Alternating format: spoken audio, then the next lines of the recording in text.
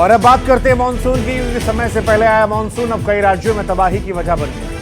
नदी नाले सब उफान पर हैं। जम्मू से लेकर उत्तराखंड हिमाचल तक लगातार बारिश हो रही है और जनजीवन तो अस्त व्यस्त कर ही रही है।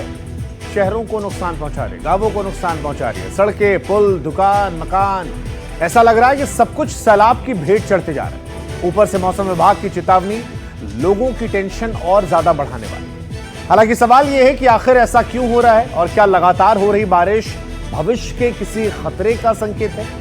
जो मानसून अपने समय से पहले आ गया है वो जाते जाते इतनी बर्बादी क्यों कर रहा है? आज कई सारे सवाल मानसून को लेकर जो आपके मन में है, उन सवालों का जवाब इस पेश है।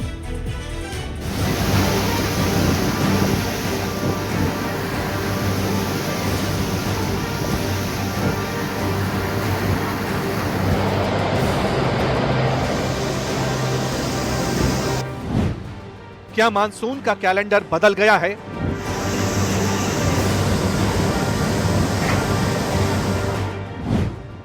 क्या है मानसून के ओवरटाइम की असली वजह?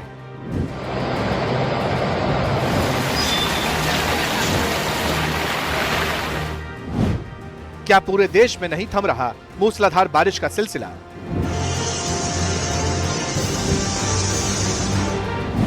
क्यों जाते वक्त मानसून ज्यादा तबाही मचा रहा है?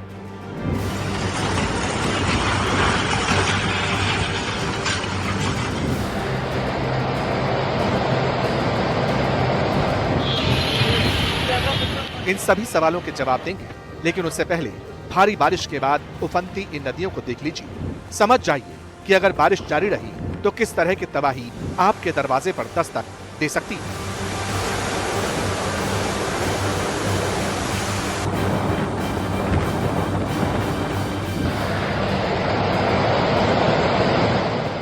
ये तस्वीरें भी गवाह हैं कि कैसे खतरे के निशान से ऊपर बहती ब्यास नदी आसपास के इलाकों के लिए काल बन चुकी है।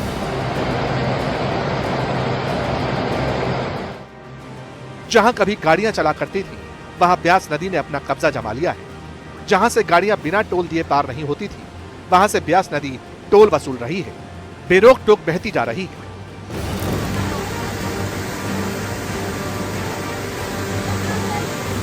केवल नदियां ही नहीं, रिहायशी इलाकों में भी नदी नाले उफान पर हैं, जो कभी भी आसपास के घरों को निगलने को तैयार बैठे हैं।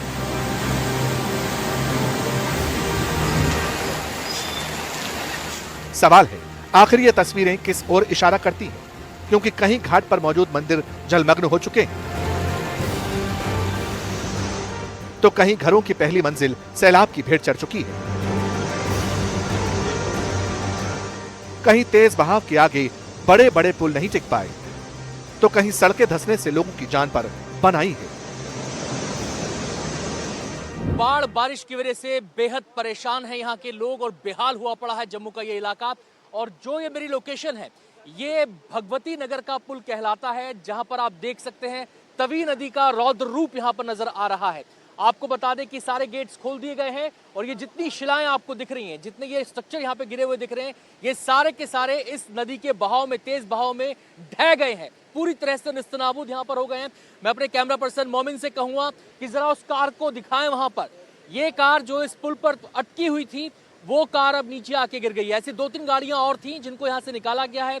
शायद एक गाड़ी बह भी गई है, ये भी यहाँ पर बताया जा रहा है। और देखिए मलबा इस पानी के अंदर किस कदर पूरी तरह मलबे से जो पेड़ के तने हैं मोटे मोटे, वो यहाँ पर बहकर आए हैं और नदी का बहाव जो है वो काफी तेज है। मैं सड़क के किनारे यहाँ पे दिखाना चाहूंगा कि कटाव जिस तरीके से हुआ है, ये देखिए यहाँ से लेकर वहां तक। ये मैं थोड़ा सा मोमिन आगे आइए आप, थोड़ा बच के थोड़ा सा, क्योंकि ये इलाका काफी चिंताजनक इलाका है। यहाँ पर काफी ये खतरे वाला इलाका। ये देखिए दरारें, देखिए ये पूरी की पूरी दरारें सड़क में पड़ गई हैं। और ये दरारें केवल यहाँ तक सीमित नहीं है। मोमिन थोड़ा पीछे के दिखाइए बारी बारी से। ये पूरी दरारें यहाँ से जा रही हैं, ये देखिए दरारें यहाँ से जा रही हैं और ये दरार उस तरफ जब जाती है तो और चौड़ी हो जाती है। हालात ये है कि ना तो रहने के लिए घर बचे हैं और ना ही चलने के लिए रास्ते। पहाड़ों पर कुदरत का कहर इस कदर बरसा है, मानो ये सैलाब सब कुछ साथ ले जाने पर आमादा हो। रिहायशी इलाके भी आसमानी आफत के सामने सरेंडर कर चुके हैं। चारों ओर पानी ने अपना कब्जा जमा लिया है, दूर दूर तक कोई रास्ता नहीं दिखता। ऐसे में सेना के जवान टापू बने रिहायशी इलाकों से लोगों को निकालने में जुटे। पंजाब में भी आउट ऑफ कंट्रोल हालातों के बीच सेना को मोर्चा संभालना पड़ा। तेज बहते सैलाब के बीच फंसी बेबस जिंदगियों को बचाने के लिए रेस्क्यू मिशन चलाया गया। हेलीकॉप्टर की मदद से फंसे हुए लोगों को बाहर निकाला गया। गनीमत रही कि लोगों को सही वक्त पर निकाल लिया गया, क्योंकि कुछ देर बाद सैलाब के सामने घरों ने दम तोड़ दिया, पानी में समा गया।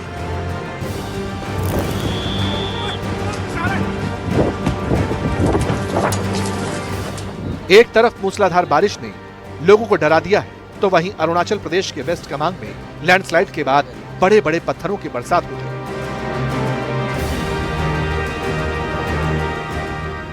कई इलाकों का संपर्क टूट चुका है, गाड़ियों को भारी नुकसान हुआ।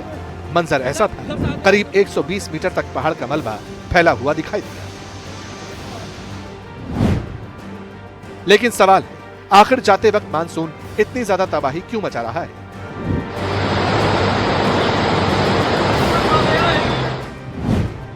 क्यों देश के कई राज्यों में मौसम का मिजाज तेजी से बदल रहा है?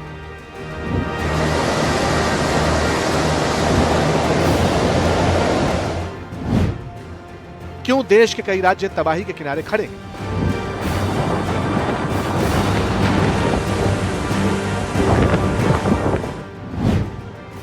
और क्या देश में मौसम का चक्र टूट रहा है?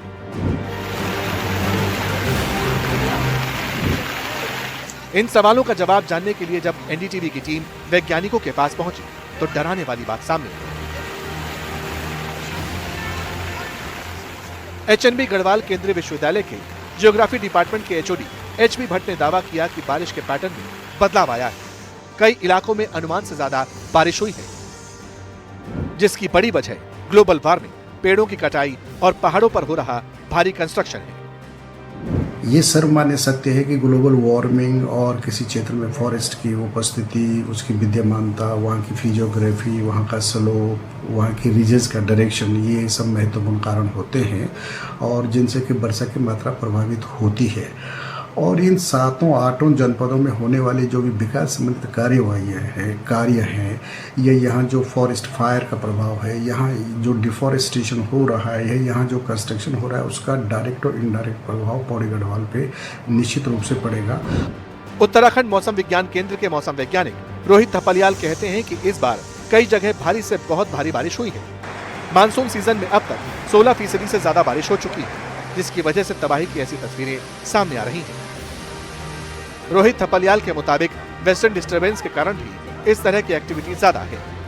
मॉनसून ट्रफ अगर फुटहिल्स के पास आता है या सर्कुलेशन की वजह से या WD के साथ इंटरेक्शन होता है, उसकी वजह से जो एक्सट्रीम इवेंट्स हैं रेनफॉल के, चाहे वेरी हैवी हो या बीच में 2-3 इवेंट में एक्सट्रीमली हैवी रेनफॉल भी अलग अलग जो उत्तराखंड के स्थानों पर देखने को मिली है।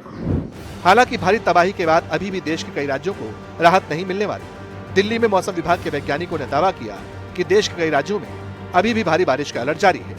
2 दिन से हम रेड अलर्ट दे रहे थे, कल तो ज़्यादा ही एक्सट्रीम रहा। उसका रीज़न था कि एक्टिव वेस्टर्न डिस्टर्बेंस था, बे ऑफ बंगाल से हवाएं जा रही थी, अरबियन सी से भी हवाएं जा रही थी, तो 3 डिफरेंट एयर मासेस हो गए और सबका जो कन्फ्लुएंस जोन जम्मू कश्मीर बन गया, जम्मू डिवीज़न बन गया, जिसके कारण हमारी जो ऑब्जर्वेटरी में जो डाटा है 38 सेंटीमीटर तक रेनफॉल रहा। तो इसके अलावा जैसे आप दिल्ली की बात करते हैं, अभी तक दिल्ली का जो हमारे पास है 573 mm रेनफॉल है दिल्ली का, जो सामान्य से 38% ज़्यादा है अभी तक का। ये भी महत्वपूर्ण है कि दिल्ली में भी औसत से 38% ज़्यादा बारिश अभी तक हुई। हाँ जी, ओवरऑल अगर आप भारत की बात करते हैं, ज़्यादातर हिस्सों में रेनफॉल सामान्य से ज़्यादा ही है।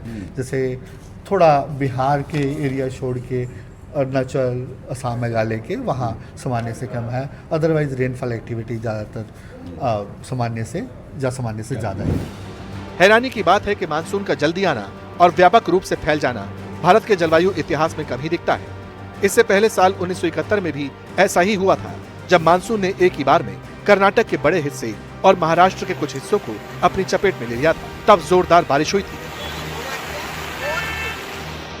अब इस साल भी मानसून ने समय से पहले दस्तक दे दी थी, जिससे कई शहरों में लगातार मूसलाधार बारिश हुई। लेकिन सवाल है, मानसून का जल्दी आना और जाते जाते तबाही मचाना क्या मानसून कैलेंडर में बड़े बदलाव का संकेत है? और क्या ऐसा ही पैटर्न आगे भी फॉलो होता रहेगा?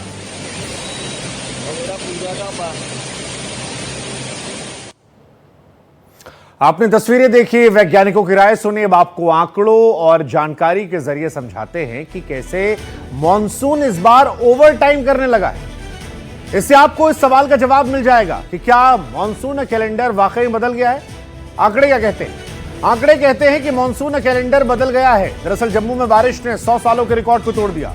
पिछले 24 घंटों में 380 मिलीमीटर बारिश हुई। उधमपुर में पिछले 24 घंटे में 629.4 मिलीमीटर बारिश हुई। राजस्थान में बारिश का 69 सालों का रिकॉर्ड टूटा। इस साल जुलाई तक औसत 177% ज्यादा बारिश हुई है। अगस्त में भी लगातार बारिश 30 में से 22 जिले प्रभावित कर रही है। दिल्ली में अगस्त में सबसे ज्यादा बारिश वाला महीना रहा। शुरुआती 26 दिन में 60% से ज्यादा बारिश हो गई। दिल्ली एनसीआर में अगले 3 दिनों तक भारी बारिश का अलर्ट है। रेड अलर्ट के बीच हिमाचल के कई इलाकों में भारी बारिश का अलर्ट है और कुल्लू, मंडी, किन्नौर तमाम क्षेत्रों में नुकसान वाली बात जो है वो भी कही जा रही है। लेकिन परेशानी वाली बात यह है कि अभी मॉनसून का सीजन बाकी है और सवाल यह कि अगर अभी यह हाल है तो फिर आगे आने वाले दिनों में क्या बाढ़, बारिश और तबाही मचाएगी, ये भी पता चलेगा।